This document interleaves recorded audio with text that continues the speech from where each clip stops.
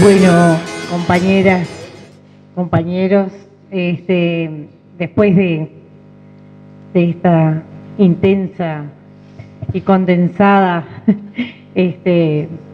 trabajo que nos plantea Limber, hacemos paso a las preguntas, a los comentarios, a lo que quieran aportar. Y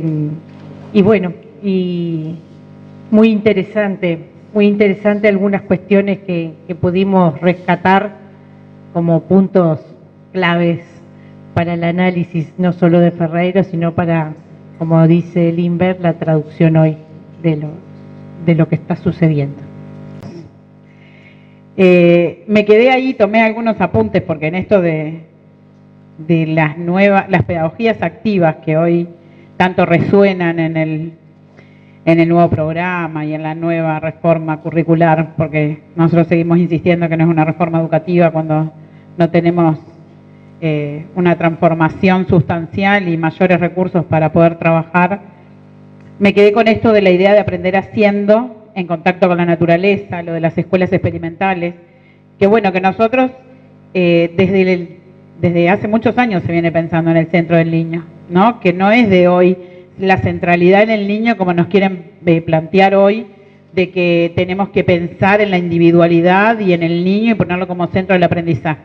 Creo que siempre los maestros y desde nuestros pedagogos hemos tenido el pensamiento en el niño para pensar nuestras acciones pedagógicas didácticas, ¿no? Siempre el centro es el niño y a partir de allí es cuando nosotros empezamos a proyectar nuestro trabajo. Y bueno, nosotros el año pasado tuvimos una experiencia de trabajo en ABP que fue muy fructífera para los niños, porque cuando el niño se involucra, aprende, ¿no? Enséñame a hacer y no me lo cuentes. Y cuando lo escuchaba a Limber decir de que para Agustín Ferreiro, las vueltas, ¿no? Esto de dar vuelta y dar vuelta y dar vuelta para enseñar algo, es como mucho. Y yo le decía a ella, yo voy directo al grano, porque si no los gurises se aburren, ¿no? Si vos para enseñarle cómo se hace una circunferencia, das 10.000 vueltas antes de hacer la circunferencia, claro, el chiquilín dice, ¿y esto para qué me sirve, maestro? Aparte de eso, tenemos que buscar la utilidad de las cosas que enseñamos. No todo lo que enseñamos siempre tiene una utilidad, pero cuando podemos brindarle al alumno esa importancia de que la circunferencia le va a servir para hacer un cantero en la casa y poder plantar algo, ellos ahí también se involucran y aprenden de otra manera. Entonces me parece que esto, yo tengo pocos años de maestra, tengo muchas canas, pero pocos años de maestra, y siempre es un placer poder escuchar a Limber, que he tenido la oportunidad de escucharlo en muchas oportunidades, y principalmente con la humildad que él transmite todos sus conocimientos y puede brindar este tiempo. Y bueno, agradezco a todos los compañeros que organizaron esto para poder pensarnos y también transmitir al resto de los compañeros que esto lo hacemos desde siempre y quizás con los mismos recursos que hoy. Gracias. De lo que dice Marta es que esta idea de la centralidad del niño, más allá de lo cauteloso que debamos ser con la lectura de Ferreiro, esto lo dice muy explícitamente, porque él lo que discute en el 36 es esto de que hasta ese momento, él dice, el niño no existe como tal, porque en realidad se lo considera un adulto en miniatura. Está toda la teoría del homúnculo y el adulto en miniatura. O sea, la idea, porque está claro que ahí también tenemos que tener en cuenta que la idea de infancia no es una idea históricamente universal, sino que es una idea que aparece en un determinado momento histórico. Y respecto a lo que se quiere lograr con el niño, Agustín Ferreiro dice acá, para trabajar con el niño se ha pensado mucho en el adulto y poco en el niño. Entonces, ahí hay una serie de consideraciones que Ferreiro hace acerca de lo que es posible lograr en el niño. Dice, queremos lograr en el niño, porque lo consideramos un adulto en miniatura, formaciones completas, cuando en realidad las formaciones son siempre de un carácter parcial, sucesivo en el tiempo, etc. Entonces, él aboga por esto que, según Ferreiro, no se tenía en cuenta hasta ese momento, que eran tener en cuenta las características del niño. Las características de lo que luego estudiamos, que son las características que van cambiando según la edad, las famosas etapas evolutivas, que no hay cosa más magisterial que esa, porque es lo primero que nos enchufan cuando llegamos al instituto, esta idea de las etapas evolutivas, lo cual está muy bien, pero también algo que luego Agustín Ferreiro acá lo esboza, pero luego lo toma Julio Castro en la década siguiente, en los años 40, y es que los niños rurales, y no todos ellos, sino según las zonas, si son de áreas ganaderas o de áreas agrícolas, tienen características singulares. Julio, pero esto no es una investigación, es un ensayo. Aquí el valor que hay en estas obras es que también es un valor de escribir bajo la forma del ensayo, que es el formato textual más característico. En algunos casos también hay formatos literarios, como Vida de un maestro de Gesualdo, que es una novela, o un diario novelado, pero claramente este libro es un ensayo. El libro que decíamos de El Banco Fijo y la Mesa Colectiva es un ensayo, pero en la escuela rural en el Uruguay, Julio Castro en el año 44 dice que los habitantes y los niños de las zonas ganaderas no son iguales que de las zonas agrícolas. ¿Y cómo fundamenta eso? Bueno, porque se comunican distinto, porque los vínculos y las relaciones que tienen con los demás es diferente. En zonas ganaderas tenemos individuos más aislados, porque así es el medio. En zonas agrícolas hay unas redes de vínculos sociales más fuerte, y él termina ensayando. También aprenden distinto en la escuela. Más allá de si eso era verdad o no, lo que ensaya Castro acerca de eso es: tengamos en cuenta desde la escuela y desde los maestros, pero también quienes forman a los maestros, quienes diseñan programas y políticas educativas, que se debe conocer al niño rural. Y la gran pregunta de Castro en el 44, que no la hace así, pero la inicia a Ferreiro en el 36, es: ¿a qué juega un niño rural? La pregunta de Castro, él explicita algo que se viene construyendo desde Ferreiro en el 36. ¿A qué juega un niño rural? Y dice Castro: nadie sabe a qué juega un niño rural.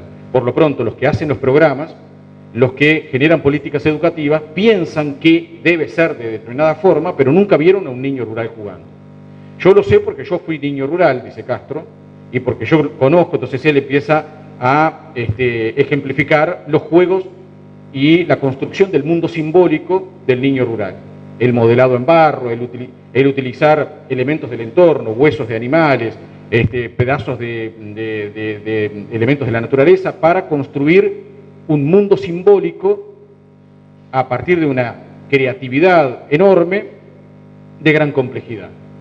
Y vean que esto lo plantea como pregunta y con una inicial respuesta Castro en un proceso que había iniciado Ferreiro en el 36, pero recién en la década del 60, con algunos trabajos de extensión universitaria de la Universidad de la República, con los geógrafos y los de formación más antropológica y también docentes, empiezan a ir a los rancheríos y a hacer las descripciones que, por ejemplo, Germán Bechstein, Renzo Pi y otros hacen, donde hay una que es extraordinaria, donde dice: llegamos a un lugar en Cerros de Vera, departamento de Salto, y vimos que los niños habían representado una estancia, con carozos, con marlos, con huesos de animal, con hojas. Habían hecho la representación a escala y con un grado alto de detalle de la estancia. El potrero para los animales, el lugar de encierro, los galpones y las casas de los peones, que se podían ver porque estaban abiertas. Los niños le explicaban a los investigadores: las casas de los peones con un recado, un camastro y una cocina a leña. La casa de los dueños con ornamentos, con adornos, varias piezas. Tenían claro los conceptos vinculados a que no eran todos iguales en el campo y las representaciones de eso.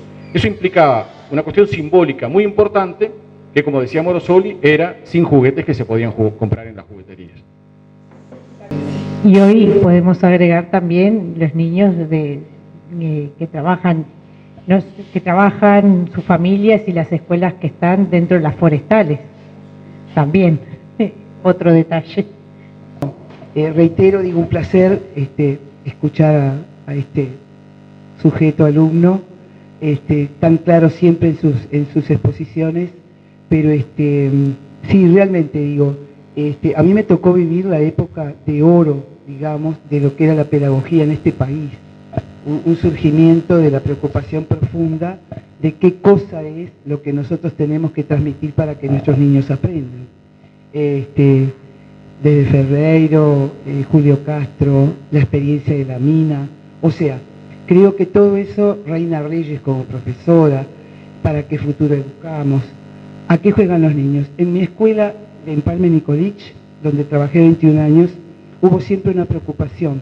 Es una escuela urbana muy grande y un día se nos ocurrió, porque había una cantidad de problemas que decíamos, bueno, ¿cómo abatimos esto, no? Y bueno, se nos ocurrió una escuela urbana grande con 700 muchachos y hicimos hacer una huerta. Y bueno, no teníamos nada rural. Entonces nos conectamos con un colegio acá, con el Piaget, y con la retroexcavadora de la base aérea, y nos fueron a hacer el agujero en la tierra y nos trajeron tierra, era pedregoso todo. Y el Piaget nos donó herramientas y llevaron de todo, y armamos una huerta. Cuando vino la inspectora dijo, ¿y esto? Y bueno, digo, yo creo que la habilidad del maestro está en poder instrumentar circunstancias, situaciones, crear ambientes propicios para el aprendizaje de los niños. Recogiendo todo ese bagaje hermoso que nos han dejado y que además, digo, hemos ido procesando y también tuvimos que procesarlo para aprender a enseñar. Porque digo, uno hace una carrera, transita la carrera y cuando sale se enfrenta a un mundo que no tiene nada que ver el de hoy de ustedes al que yo me tuve que enfrentar hace 50 años. Yo tengo 54 años de recibida. Entonces, claro, digo, y los elementos que había. Pero creo que siempre yo apuntaba, y creo que desde el aula también, cuando estábamos en el instituto, a ese compromiso y a esa necesidad, esas ganas de que nosotros queremos obtener resultados reales y saber que nuestros niños están aprendiendo y que la parte lúdica, como tú dijiste recién, es tan importante, y a través del juego, cómo es eso de también observar dónde, cómo y a qué juegan los niños. Entonces digo, me parece que es muy sano, es muy lindo y es muy saludable refrescar todas esas cosas de aquellos viejos maestros que nos transmitieron montones de cosas que en el momento que los leíamos, yo por lo menos no tenía la dimensión de lo que podía servir para después en mi futuro. Lo estudiábamos porque estaba como materia en el instituto y había que buscar libros y entonces nutrirnos, pero cuando vos llegás y te enfrentás a esa realidad, digo, cuánta cosa hay, cuánto hemos aprendido, cuánto tenemos que seguir aprendiendo, pero revivificando eso que es y hacia la esencia de la historia de la pedagogía de este país, que hoy está tan vilipendiada, y sobre todo el hecho educativo, ¿no? Así que bueno, yo me siento muy gratificada y me encanta. Y a mí voy a intervenir en una cuestión que puede llegar a ser pregunta o aclaración por parte tuya o por quien pueda ser. Cuando hablamos de la pedagogía nacional y cuando nos ponemos a estudiar y traemos preguntas para resolver cuestiones del hoy, el maestro Hugo Rodríguez nos decía, vayan al origen, ¿verdad? Para poderle dar la explicación. Y muchas veces encontramos que el origen de las respuestas están en pensadores, pensadoras, maestras, maestros, pedagogos, pedagogas, que la producción la hicieron a partir de su vida en el medio rural, como vecinos del medio rural, asentados en el medio rural, o como trabajadores y trabajadoras de la educación en el medio rural. ¿Eso qué explicación tenemos? Porque siempre cuando pensamos en el origen, pensamos desde allí, ¿no? Y muchas veces, Mara trajo esto de las huertas, en el medio urbano, la huerta es una forma de trabajar que nos permite desarrollar de todo un poco. Nos permite desarrollar las circunstancias en que se da el aprendizaje. Creo que ahí está como la clave. Y esa circunstancia muchas veces viene del apoyo del medio rural. Esa producción, Lindbergh, ¿qué pista nos podés dar de por qué es en el Uruguay así? En parte creo que la cuestión de lo rural asociado a innovaciones pedagógicas, por decirlo de algún modo, a cuestiones disruptivas respecto a prácticas educativas y pensamiento pedagógico hegemónico, es algo que no solamente se ha dado en Uruguay. Porque cuando hoy decíamos del escolanovismo, hay que recordar que las primeras experiencias de escuela nueva en Europa se dan en medios rurales o por lo pronto alejados del centro de las grandes ciudades, porque se entendía que allí estaban dadas algunas circunstancias que permitían algunas cuestiones que los sistemas educativos de la época no permitirían de forma más visible. Y las circunstancias de escala y las circunstancias de lo que ocurre con la escuela rural en ese entorno, en el vínculo con el entorno. En Uruguay en particular, y hasta el día de hoy, la escuela rural es una escuela que es una referencia ineludible para el entorno. Muchas veces es, como decimos siempre, la única presencia del Estado, la única presencia de lo público, y por lo tanto es más que una escuela. Y eso hace a unas circunstancias que facilitan que las cosas que ocurran allí desde el punto de vista estrictamente educativo, social, cultural, sean diferentes. Hay como un caldo de cultivo para que las cosas sean diferentes.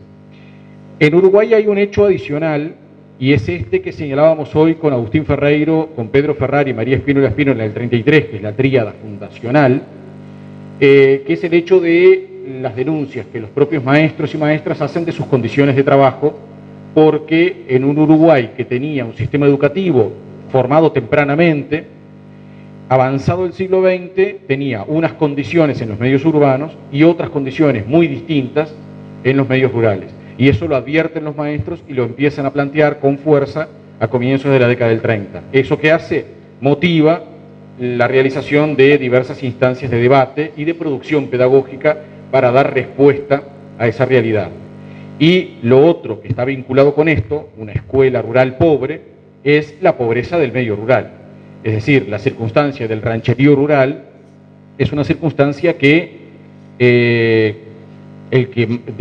quien habla más de esto es Castro, mucho antes de las misiones. En las misiones hay una corroboración por parte de los estudiantes de lo que ellos ya estudiaban en los institutos normales, porque Castro era profesor allí, y que le decían, miren muchachos, en el interior la realidad no es como ustedes se la imaginan. El campo no es el idilio, el campo, los prados verdes y los caballos retozando, sino que en el campo la gente, como dice uno de los títulos de marcha respecto a la misión, en el campo hay gente que se muere de hambre. Y eso él lo empieza a plantear en marcha a partir casi de la aparición del semanario en el año 39. Ya en el año 39, uno de los primeros artículos que Castro escribe en marcha es sobre el rancherío rural. Y el rancherío rural, por mucho tiempo, los únicos que dan cuenta del rancherío, de cómo vive la gente en el rancherío, cómo se visten, cuáles son sus viviendas, qué tipo de acceso a los alimentos tienen y qué cosas no tienen, es por parte de los maestros. O sea, los únicos actores que cuentan eso son los maestros, porque la única presencia del Estado y la única presencia de lo público adentro de un rancherío con frecuencia era la escuela pública rural. Entonces ahí hay como un combo de cosas que lo que hacen es generar en el Magisterio Nacional unas ganas de escribir, de plantear ideas, de debatir, de producir, y eso hace a un periodo muy fermental de la historia, que me parece que va por ahí. Pero que, reitero, las experiencias como tal no se limitan solo al caso uruguayo. El caso de Gesualdo, que es anterior, o diríamos mejor, haciendo justicia con la experiencia, el caso de la maestra Cristina Serpa, luego va Gesualdo, pero Gesualdo, si bien es el que conocemos y el que trasciende y el que escribe, si uno va a Canteras del Riachuelo, incluso hoy, la figura más recordada y reconocida es la de Cristina Serpa.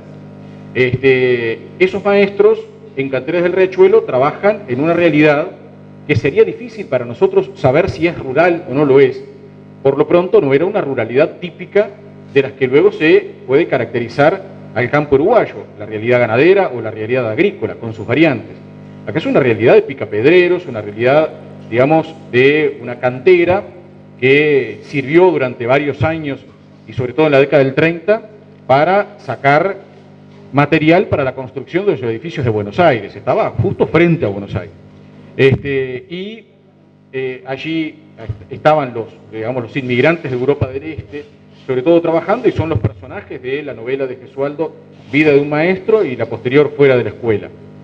Pero si uno ve la experiencia que relata Gesualdo en Vida de un maestro, tiene muchísimos puntos de contacto con lo que en la misma época, pero trascendiendo la época, llegando hasta 1950, realizan las hermanas Olga y Leticia Cosettini a orillas del río Paraná en Argentina. Un escenario que también tiene una cuestión como vinculada muy fuertemente a la naturaleza y a lo rural. Por lo tanto, los ejemplos en América Latina los podemos ver en muchos lugares, y son ejemplos de las experiencias pedagógicas disruptivas en la época, tarde o temprano tienen que ver con zonas rurales o con zonas, digamos, alejadas del urbano. Entonces, en Uruguay sucede así, pero no es el único caso. Voy a decir una afirmación que pretende ser un reconocimiento también.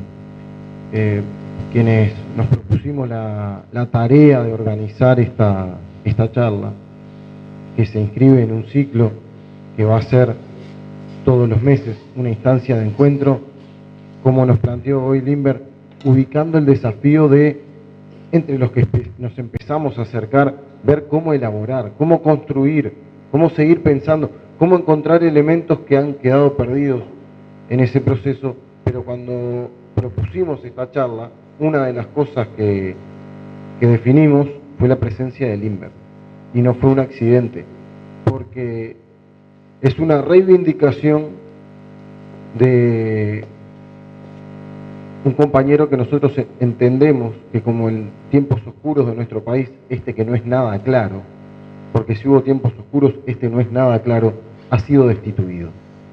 Ha sido despojado de su rol de director de educación rural, por razones pura y exclusivamente políticos sindicales. Y por eso lo elegimos primero para participar de este ciclo, donde hablamos ya con otro conjunto de compañeras y compañeros, pero lo elegimos primero con Agustín Ferreiro y a él como una decisión de respaldo, de solidaridad y de reconocimiento por todo el trabajo que se hizo en el DER y por la necesidad de seguir construyendo. Porque a pesar de que los intenten sacar a nuestros compañeros o a nuestras compañeras de los lugares, el magisterio, las trabajadoras, los trabajadores, los vamos a restituir a sus lugares, a los que se ganaron no solo por concursos, sino por lucha, por militancia, por compromiso, por dedicación. Entonces, estas brevísimas palabras que no explican toda la problemática, ni todo el abordaje de tareas que desempeñó durante años Limber, intentan ser la devolución entre los que caminamos juntos, entre las que caminamos juntas, de ese lugar que se ganó de compañera, de compañero, en el mano a mano, en el Limber, ¿te precisamos para esto? Sí, claro, cuenten conmigo. Y eso es lo que queríamos reivindicar en esta instancia. Muchas gracias. Bueno, Limber, qué momento. Te dejamos sin habla. Este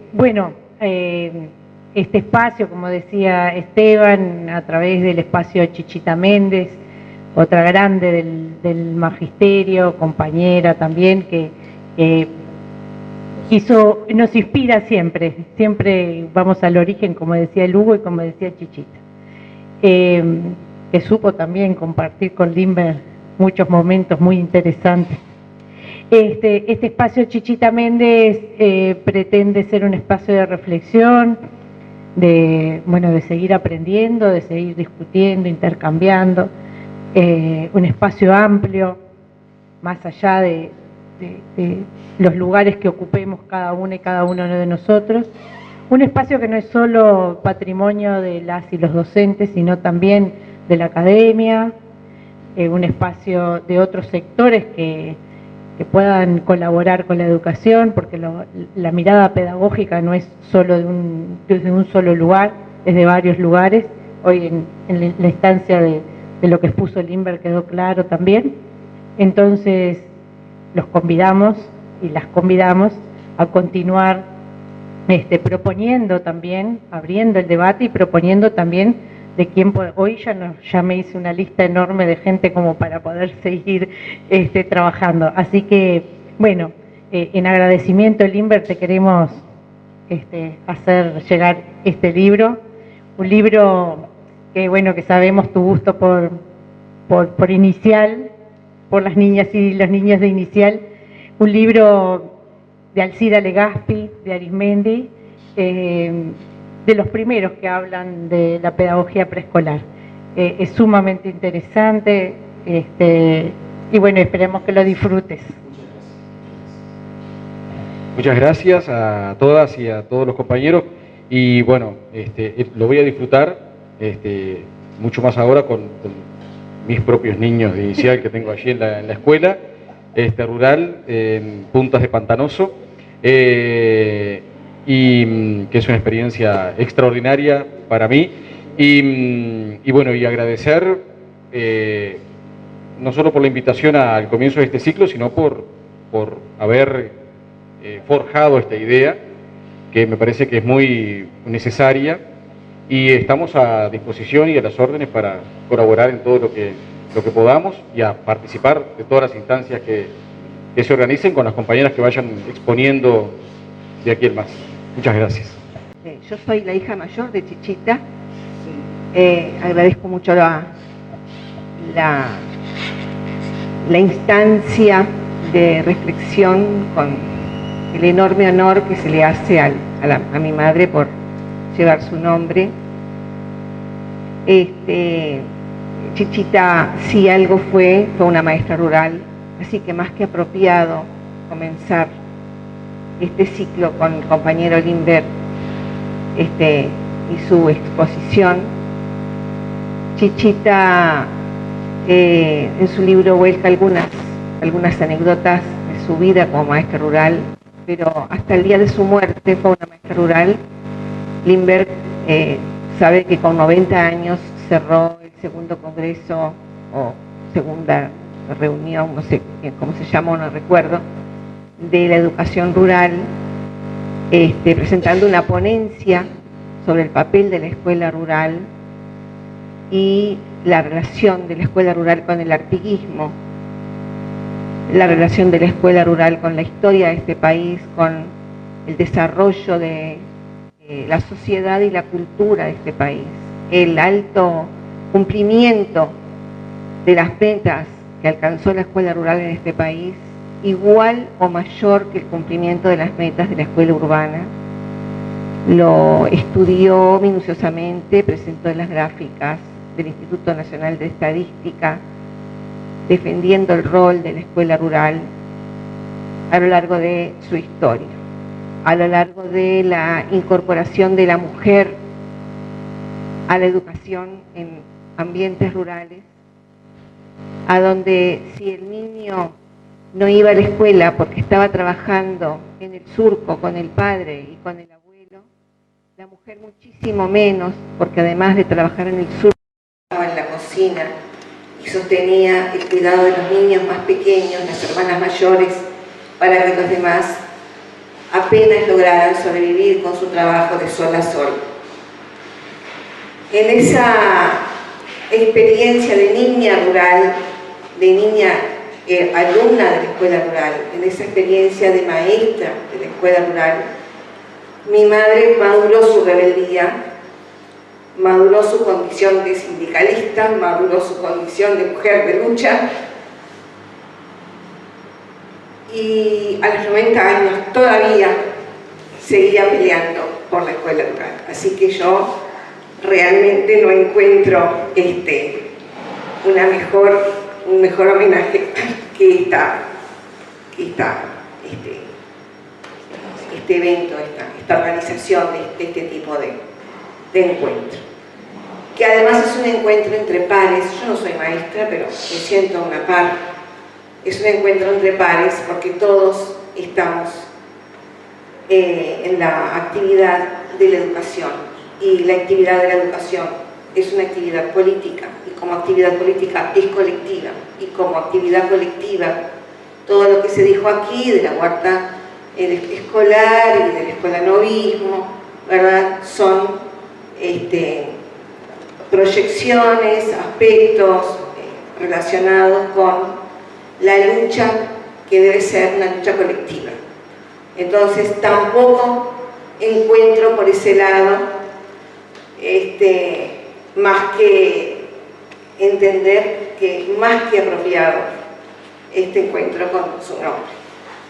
¿Sí? Yo soy profesora de biología, así que podría también decir alguna cosita de la huerta, pero pienso de que lo relevante hoy es lo que nos reúne. Tal vez Lindbergh, lo meto en un lío, pero podría rescatar de algún lado el video de ese congreso para ponerlo a disposición de los compañeros que quisieran presenciar la ponencia que con 90 años presentó Chichita, porque eso fue filmado, pero después nunca supimos cómo quedó. El trabajo está presentado en la revista Voces, yo lo puedo acercar al gremio, como trabajo, lo puedo acercar, pero está publicado en la revista Voces. Y bueno, no me queda otra cosa que con la emoción que ya vieron que tengo, agradecerles. Con quien aprendí montones de cosas, militamos juntas, y además ese valor para esa profunda investigación que hizo tu madre de 200 años de la Escuela Pública Uruguaya. Es un libro hermosísimo y bueno, con quien también conversábamos y estaba siguiendo, investigando.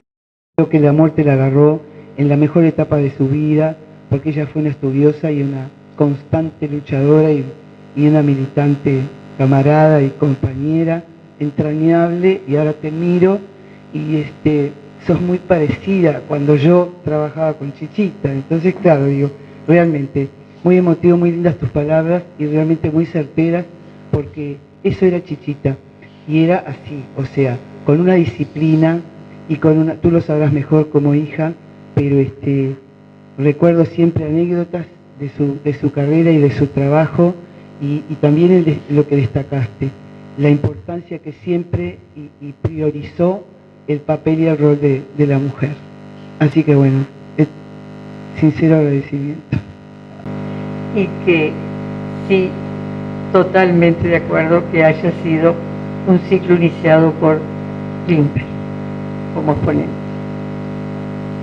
Nosotras nos consideramos maestras rurales, trabajamos juntas en el año 69 en una escuela rural del departamento de Flores, y yo recordaba cuando salíamos una a caballo y la otra en bicicleta, porque no teníamos otra locomoción para poder conocer la realidad de los niños y las niñas en su casa. Ahí veíamos la gran diferencia de aquel niño y niña que tenían un televisor en la casa donde fuimos a ver la llegada del hombre a la luna juntas, y aquellos que tenían un ranchito donde nosotras aprendimos lo que era la leña de vaca, porque no sabíamos lo que era la leña de vaca. Bueno, no sé si, me imagino que todos saben que es la bosta seca, que luego los mismos niños en el campo lo recogen y en el ranchito la van apilando para poder que sirva de leña. Entonces, las diferencias enormes, a pesar de que parecía todo un rancherío, y sin embargo las diferencias enormes que había en la vida de cada niño y de cada niña que nosotras trabajábamos con ellos. Así que lo de ubicar el contexto y ubicar con qué niños y con qué niñas estamos haciendo el proceso educativo, a mí me hizo recordar aquellos momentos con Susana. Muchísimas gracias por iniciar este evento, y también cuenten conmigo, y pienso que Susana también. Como dice Leana, tenemos una experiencia juntas muy grande, porque trabajamos poco tiempo, lamentablemente, pero siempre estuvimos con ojos y orejas para todo lo que pasaba. Y bueno, y fundamental, eso dice Ileana, de las visitas a la familia, lo importante es que el maestro salga de la escuela, recorra y conozca a los padres, porque a veces es un poquito más difícil que los padres vengan al maestro, te ven un poquito diferente, sobre que venís de la ciudad, sos muy joven además, porque generalmente el maestro que va al campo es el maestro joven, que se ha recibido recién, y la experiencia la agarramos ahí, eso que ella cuenta de la búsqueda de la leña al bosque, o algo así. Bueno, bien, nosotros quedábamos medio que no sabíamos qué, y tampoco de pronto te animás a preguntarle al niño, ¿no? Para no quedar tan fuera del ámbito de ellos, de lo que era su vida, ¿no? Y el trabajo de, eso que dijo Ileana, recoger cuánto trabajo hace el niño rural antes de ir a la escuela. Estamos hablando del niño de ranchería, que hay una diferencia, ¿verdad? El hijo del que es capaz de estancia, y bueno, un poquito lo dijo ella. Y gracias por esta instancia que me parece buenísima. Ahora sí, damos por finalizada esta rica jornada de hoy y invitarlos para las próximas. Bueno, muchas gracias a todas y todos.